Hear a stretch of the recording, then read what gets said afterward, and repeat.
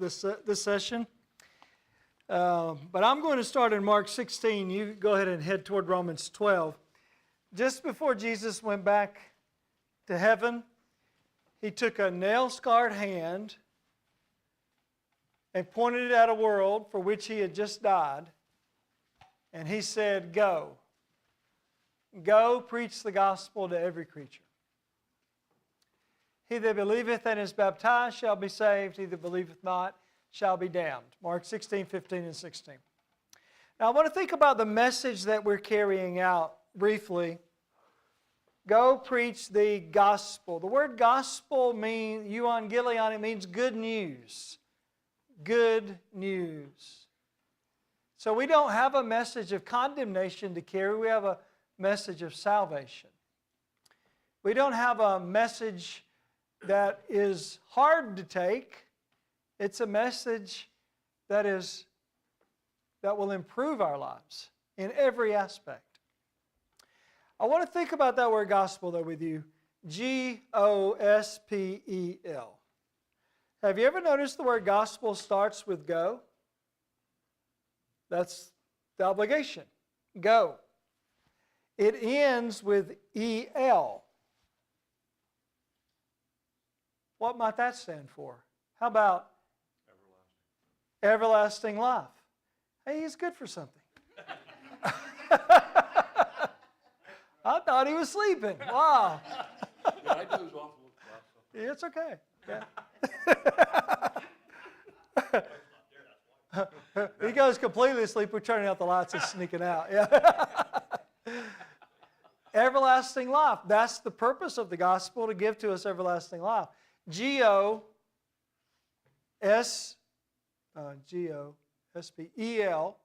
Now, what about the S-P? All right, all right. How about some person? Because some person must take the gospel to the world before they can have everlasting life. Now, you think about it in your own experience. Some person taught you the gospel. It might have been your mother and father. It might have been a friend from high school or a neighbor down the street, a stranger that knocked on your door. But some person taught you the gospel. Some preacher, some elder, someone taught you the gospel. Now, we would never be able to pay them back for that. But what we can do is pay it forward to somebody else. So we're wanting to pay forward the gratitude that we have for someone saving our souls. And many times that has resulted in the salvation of more people who are precious to us. A spouse, children, parents, friends. Because we learned the gospel, it became a conduit of salvation to a whole different part of the community, a whole different family. Now, what we're doing in this session is talking about finding our place in the church. We've talked about a lot of ideas today about evangelism, but nobody can do all of them, but all of us should do something to evangelize. You know, that's not an option to be an evangelist. Everybody should be contributing to it. It may be something that might not be noticed by others, but God knows it. Even a cup of cold water given in the name of a disciple or in the name of the Lord will not be forgotten or not noticed, Matthew 10:42. So give your cup of cold water. Do what you can do. So I want to read with you in Romans 12. I haven't been reading all the scriptures, but I think this one is probably less familiar to us. And this is about finding our place in the church. I want to give you 4 questions, though, before I read this with you.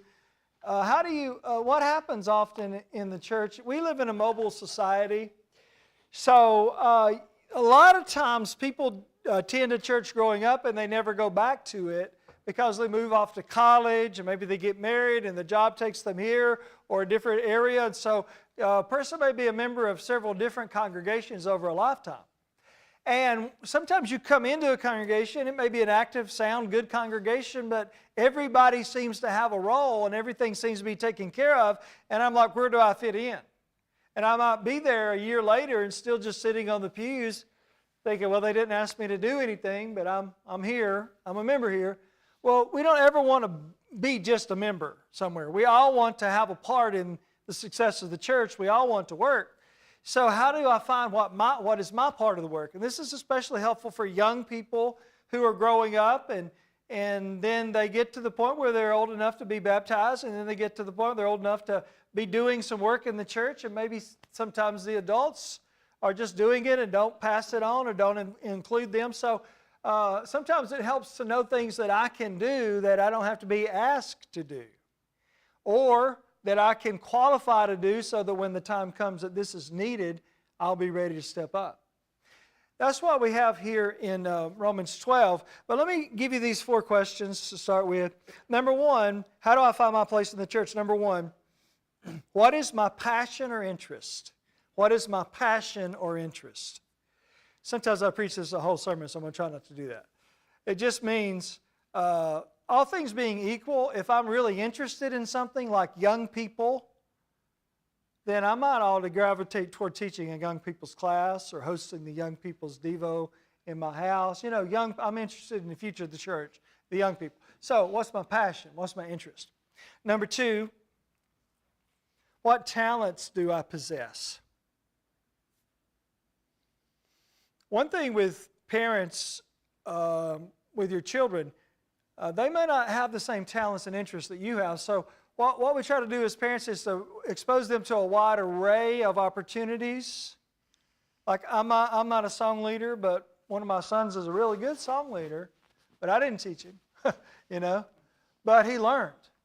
So, and that's something he can do for the Lord. So we might, you know, we try to help them to be, you know, why don't you go to this camp, or why don't you go to this, you know, Foundations camp in Memphis? One of my kids really loved it, and you know, you have to do a lesson in front of the group, and my other son's like, no way am I ever going to that camp. He didn't want to speak, you know. I get that. That's fine. People are just different. But expose your children. So we also want to expose ourselves to see what our talents are. So how do you know if you're a song leader if you never led a song? So a lot of churches have singing night, and you get up and, you know, that's how I knew I didn't have that talent. But that's okay, because I found out I could do something else. You know, everybody's got something to do. So what is my talent? Matthew 25, 14 through 31. Is that right? No, Matthew 25, this is what I said. Matthew 25, 14 through 31.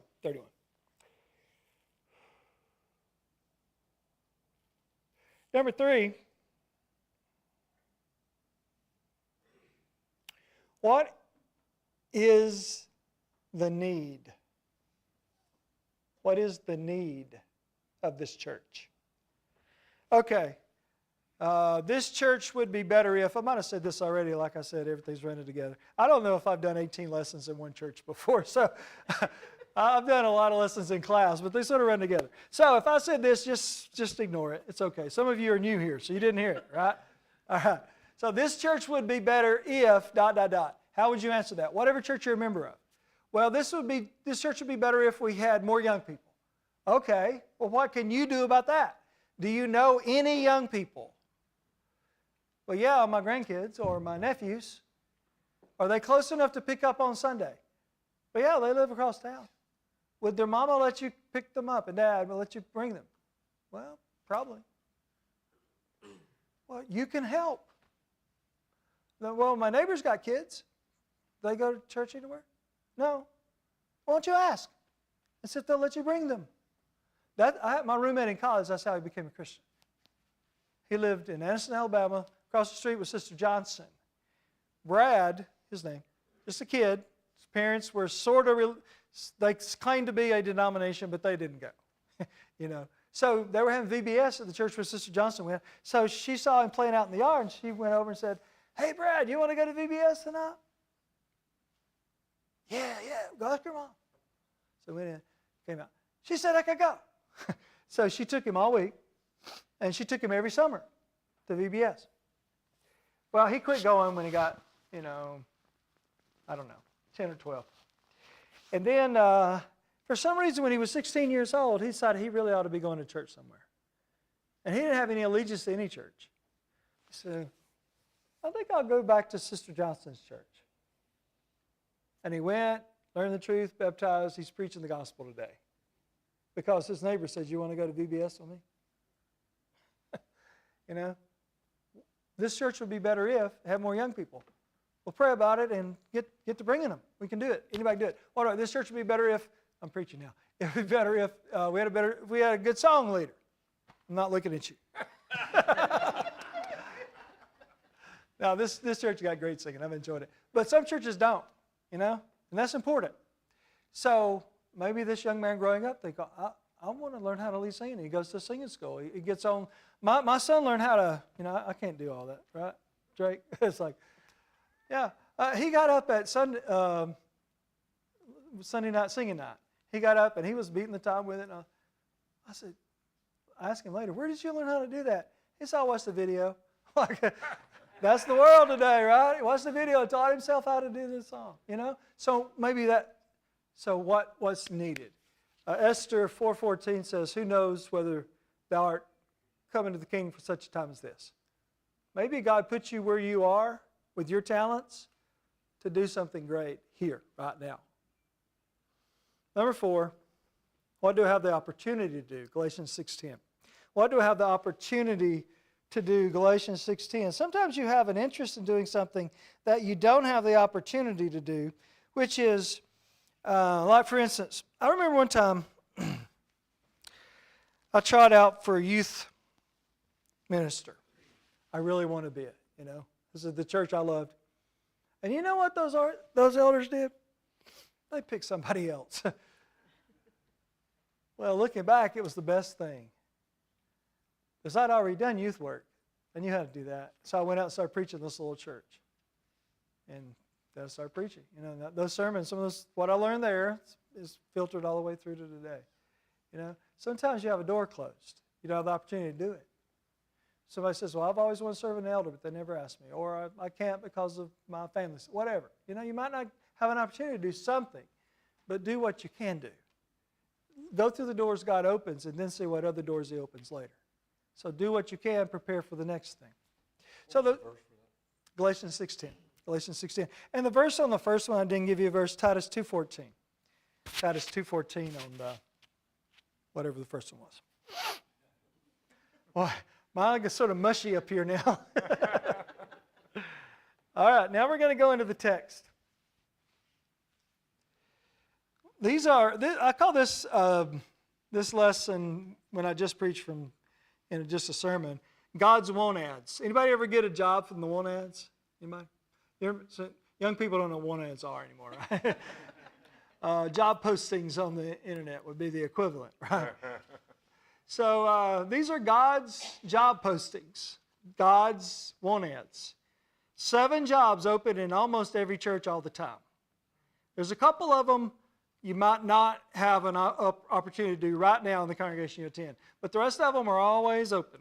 Now let's go through. So if you don't know what you should be doing in congregation, you haven't really got plugged in yet, here's a good place to start. This is not exhaustive. There are other things to do. But this is a good starting place for entry-level work in the church. So let's just begin reading in verse...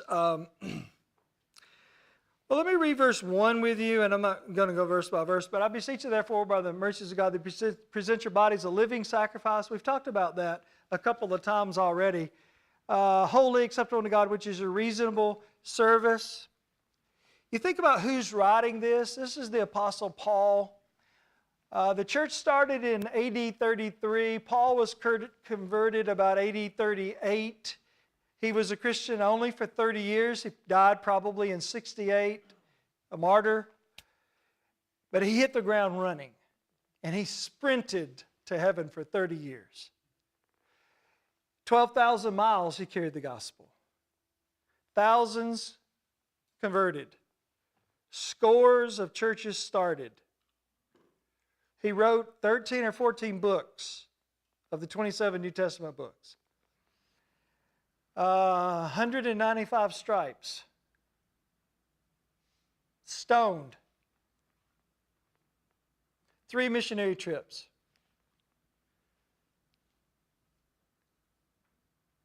Three arrests. Some say 6, but at least 3 you can prove. Incarcerations. A lot of people will be in heaven because of Paul. Paul had a short time to work, but he made the most of it. Now, he was all in. That's why. All in. I remember reading, I like to read biographies, and I read Steve Jobs, Isaacson, I think, wrote that. There's a story in there about when Apple was just starting, and Jobs was recruiting John Sculley to be his CEO. But John Sculley lived in New York. Jobs was in California, of course. So he rented an apartment in New York and went there on weekends to recruit. John Sculley was CEO of PepsiCo. And they got to be friends. And he kept talking to him about coming and running my company for me and all. But Sculley was like, I got a good job, you know. And this is safe. I get paid good. I like my job. I don't know. I want to go with the startup company you got going here. But you know what hooked him? John Sculley did go run Apple. It's a rocky relationship for a while. But you know what got him to go? Steve Jobs looks across the table, restaurant table, and he said, John, do you want to keep selling sugar water or do you want to come and change the world with me? And he did change the world. Anybody got an iPhone? That's an iPad. Anybody ever watch a Pixar movie? At one time, the most valuable company in the world was Apple. I don't agree with his morals, but he had vision. He was creative. And he changed the world. You have something better than that. You have the gospel. You can not only change the world, you can change eternity for people. But you got to be all in. Do you want to keep selling sugar water or do you want to change the world? Do I want to keep playing or do I want to change the world? You know, there's a lot of things I can use my time for, but I want to sprint toward heaven. I want to do all I can do. And whatever it is that I do for God is going to last for eternity. Whatever Bible class I teach, whatever soul I influence, whatever conversion I have, that means that I've just changed the eternity for somebody, and likely somebody that I care about. Now, with that background, we're going to now go into verse 6 and see what God did, what God gives us in order to accomplish His work. Having been gifts differing according to the grace that is given to us. You do not have the same talents as the person sitting in front of you or beside you. Different. And it's a good thing. Whether prophecy, so here's number 1. I've marked these in my text. You can do that if you want, or just to make notes, or just listen. But the first job that's open is preaching the gospel. It's called prophecy in this text. This was in the days when the church still had prophets, inspired men, because the New Testament wasn't completed. But it's the equivalent of preaching the gospel. Now, I'm not going to spend a long time here, but this is what I do, right? This is what schools of preaching do. I could probably, if you're interested in preaching the gospel, I could probably give you a list of 10 names, 10 churches off the top of my head, of churches that are looking for preachers right now. There's a shortage of preachers. And there's some other pulpits that ought to be empty that aren't yet, right? They're not preaching the truth, so they need to be replaced with somebody that preaches the truth. So there is a great need. You're going to change the world, it's going to be through preaching. It pleased God through the foolishness of preaching to save them that believe. 1 Corinthians 1:17, 2 Timothy 4:2, preach the word, be instant. That's how the church grows, is preaching. And if you have a young man under your influence, in your family, grandchild, or somewhere in your circle, encourage him. You won't ever have a better life than preaching the gospel. Not everybody needs to preach. There's lots of things to do in the church, but we need preachers. And that's what he's saying here.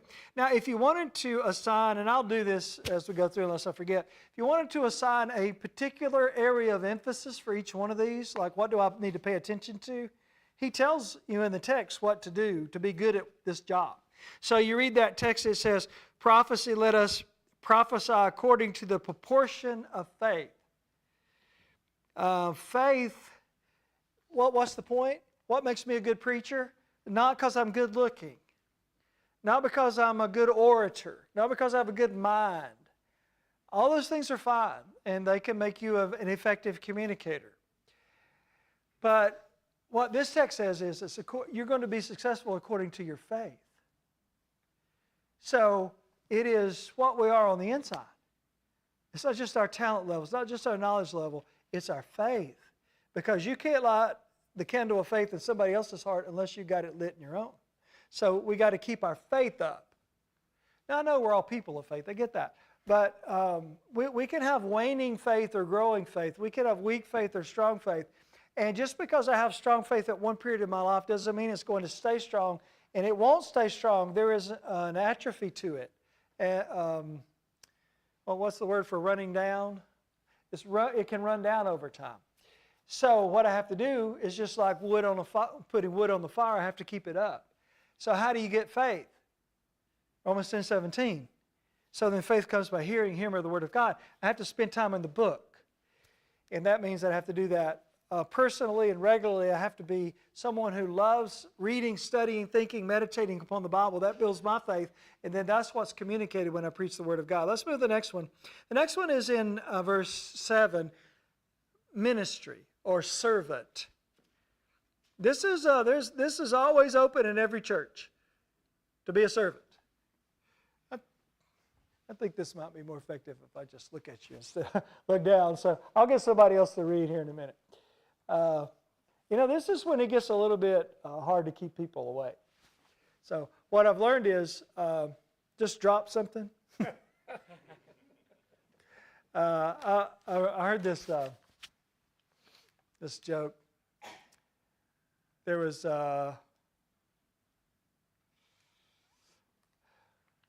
preacher, sort of boring. People had trouble staying awake. But he was sort of frustrated with that. So he said, I want everybody to take notes. If you'll take notes, that'll help keep your mind on what we're doing and you stay focused and you'll get more out of it. And he was real serious about that. Next Sunday, he passed out the pencils and the paper. And everybody was taking notes, And a lady came in late, a visitor, and she sat in the back. And she saw everybody taking notes, but he didn't really seem to be saying anything that was worth jotting down, So she leaned up over the shoulder, looked over the shoulder of the guy sitting in front of her, and this is what she read. Don't fall asleep, don't fall asleep, don't fall asleep. So you need to take notes, it'll be all right. I tell you what, I'm going to go through this a little faster. I think that would probably be the right approach today. So let me go through this. But each one of these is important. So the second one is servant. That's what Jesus said is the greatest of all, is a servant. Now, there are some people, it takes eyes to see service opportunities. They are in your congregation right now. Who is there that needs somebody to push their wheelchair? There are people at PTP trying to get through all that crowd and Christians all around them, and nobody's pushing them. I'm like, okay, where are you going? Can I help? Push them. A service. And you know how grateful they are? Well, somebody says, well, I didn't want to offend them. Well, just ask. Sometimes they'll say, no, I got it. Good. Look for service. Somebody needs a ride to the doctor. Well, it'll take all day or half a day or go.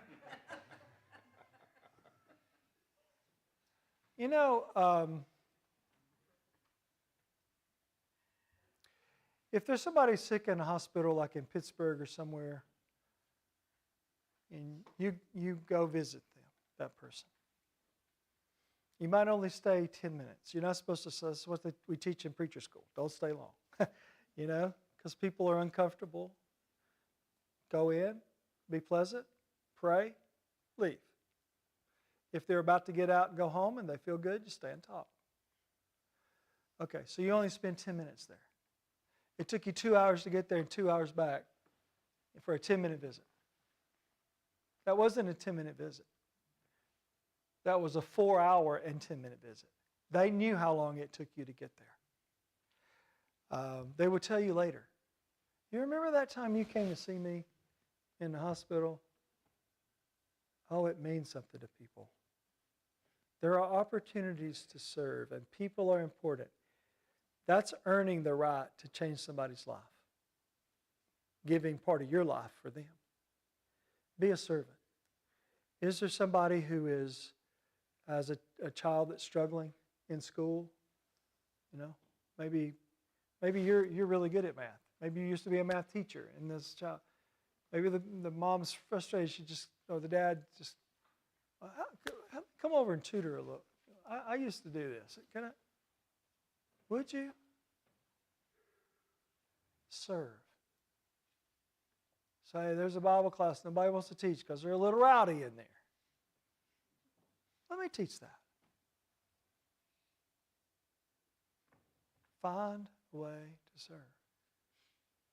Service, the verb here is with patience. Wait on our ministering, King James says. Be patient. In other words, it's frustrating to be a servant sometimes because you're sweaty, you're hot, you're tired, people don't appreciate it. Sometimes you don't know exactly what to do. It can be challenging to be a servant, but be a servant anyway. Be a servant anyway. The third one is to be a teacher. Or he that teacheth on teaching. What does that mean? That means if you get to have a class to teach or if you get to preach a sermon, don't do it halfway. Do it all the way. Let me tell you somebody that's disqualified to be a teacher. I'm going to describe what happens on a Sunday morning. Teenage class, he comes in right about the time to start, reaches under the lectern and pulls out the class book, says, where were we last week? And starts to read from the book. He's fired. Get that guy out of here. You got 45 minutes to change these young people's lives, and you're reading to them out of a book you didn't even prepare to teach? That makes me mad. It makes me mad. You got 7 days to prepare for that class. You should have been praying about it. You should have been reading that book. You should have your verses ready to go. You should have your applications. You should be going to see these young people play their sports games so that they know how much you care about them. You come into that class and you are ready to teach because the world's got them all week and you got them 45 minutes. Give attention to teaching. It's powerful, but not if you just get up there and mumble it. And we wonder why the young people are sitting there and they won't even say anything. Engage with them, and they will ask questions. Probably shouldn't get so fired up about that, but that's real. That's real. What's the next one? Somebody read the next part. I forgot. So you got preacher, servant, teacher. What's the next one? Exhorter. This is my favorite one. This is Barnabas. This is the guy. I think this might have been a work in the early church that we don't really have today officially. An exhorter. Let me tell you how it would work today. You got elders who are working with a wayward member or a discouraged member. And maybe they've been over to see him a couple of times. They talked to him. They don't seem to be getting through. But there's this one guy in the church, and I'm thinking of a particular guy in the congregation where I used to preach. He's dead now. Great man. Everybody loved him. And he wasn't an elder. He had been in another congregation before. He wasn't then. And imagine that one of the elders goes by and says, his name was Waylon. And says, Waylon, we've been working with, and gives the name. I don't know. We haven't really been able to get through to him. If you get a chance to go by and check on him, sure would appreciate it. He said, oh yeah, I'll go by. I'll see him. So, Tuesday, Thursday night, after work, he runs by. Says, oh, he's home. Here's his car. I think I'll pull up and see. And everybody loves him, you know. There are some people that if you're walking down the street and they haven't seen you yet,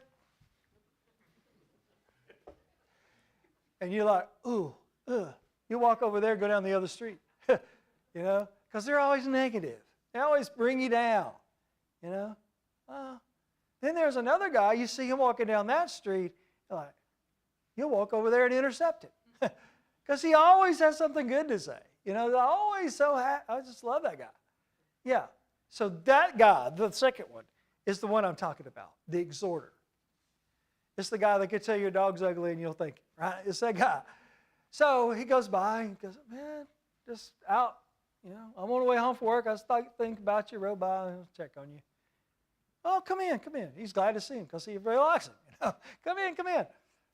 Yeah. So they talk a little bit and he says, man, I've been missing you at church. What's going on?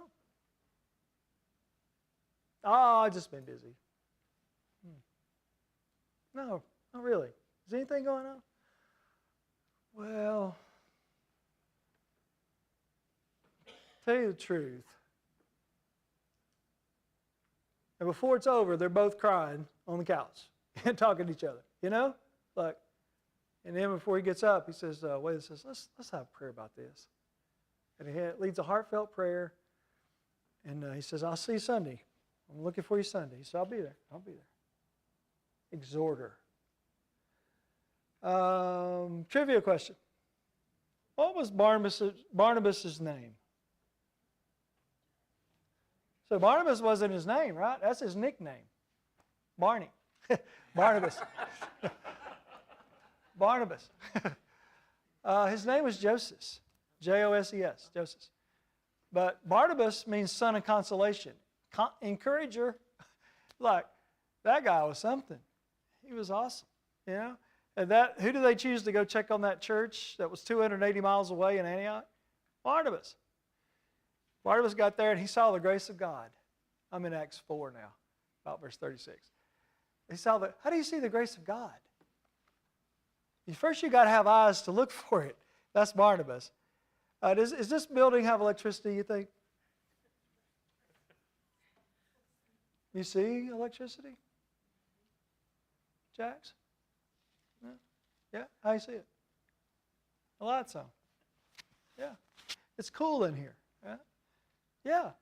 We know that by the evidence from it. How do you see grace? You see it in actions and words. He saw that God had been there because the people were like God. We need to be the kind of people that see grace, that see the good in people, that have good words to say. That's an encourager. All right, what's the next one? On he that exhorteth exhortation, what's the next one? Gives. Oh, giveth with simplicity. The word simplicity means integrity. It's the opposite of arrogance. Mine says liberality. And liberality. Those are three synonyms for it. I guess none of us will probably ever have this problem, but people that have a lot of money have some temptations that go with that. And being with House to House, we've dealt with some of these guys, and they've blessed the church in a lot of ways. But what I've learned is venture capitalists or donors or whatever, sometimes it's not so easy to deal with them. It's just like, no thanks. $100,000 don't really need it because of all the strings that come with it, right? The Lord's got plenty of money. But what this verse is saying is there are some people who aren't good speakers. For some reason they can't serve as an elder or a deacon. Maybe they are, they don't have other talents, but just they have ability to make money. I mean, everything they touch turns to gold. You got this business takes off, this business takes off. Next thing you know, he's got more money than he knows how to spend. Is that bad or good? It could be both. But it's good if he can handle it, right? Because the church needs financing for missionaries and for a lot of things. So if you're that guy or if you're that woman, you have plenty of money. Whatever reason, God's blessed you. Bless him back. But do it with simplicity. Don't let the left hand know what the right hand's doing, right? Matthew 6, 3, 4.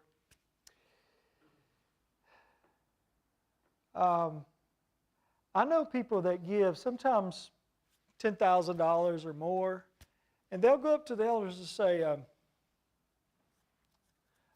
I'd like to give to this work, whatever it is, but I want to do it anonymously. Could I give the money and the church write the check? I've never known an elder yet say no to that. Right? Yeah. If your motive is right and it's a good work, they will be on board with it. That's what I'm talking about. Humility. See, which one gets the bigger reward? I'm writing a $10,000 check, everybody. Or the guy says, shh, take this. God sees in secret, and He rewards openly. That's what we're aiming for. Now, the integrity. Whenever money's involved, you need to have checks and balances. You need to practice best principles or best practices. So, I did a study on this one time, and we don't have time to do it today, but when Paul carried all that money to the poor saints back in Jerusalem, he collected it all over the empire. Have you ever noticed how many people went with him? It was a huge entourage. People from every place he'd got the money. He took somebody with him, because there was accountability. So that they could go back. Everything's above board. Everything is, plus all these Gentiles show up in Jerusalem. Remember the time, right? Jews didn't like Gentiles. But if you're starving and the Gentiles come in with a big check or all this money, it's like, we brought this for you. Well, you don't know us. Why are you doing that? We're Christians. We just want to help. And then they left. It's like, man, I love those people. I got money to feed my kids. And they put faces with it, not just Paul. They knew Paul. He was a Jew, but they knew these Gentiles now. All right, so if God gives you the ability to give, then give generously, but give with simplicity. What's the next one? Ruleth. What is it? Leads. Oh, leads, yeah. King James, I think, has rules there. Leads with diligence. So the rule with elders or with leaders is diligence. It's a big responsibility. It comes with a big reward. Hebrews 13:17, they watch for souls. We should not cause them trouble because they're watching for my soul. If I discourage my soul watcher, it makes it less likely I make it to heaven, right? So do it with peace that they may do it without grief. Diligence, though, what that word there means is speed. The word for preaching earlier was, let's see how to word this. It carries the idea of enforcement. So it's to preach with authority. The word for teach means to exhort unto doctrine, exhort. The word for elders, the ruling here, carries the same idea, but it's like a combination of the two. So they have the authority, but they're teaching through persuasion, or they do their authority primarily through persuasion. They have the right to say, do this, don't do that, but it's generally more effective, 1 Peter 5:1 and 2, to do it by persuasion. Here, let me show you. Follow me. This is how we do it. Now, diligence. By the time a man is qualified to be an elder, he's past his youthful exuberance. So his energy may be less.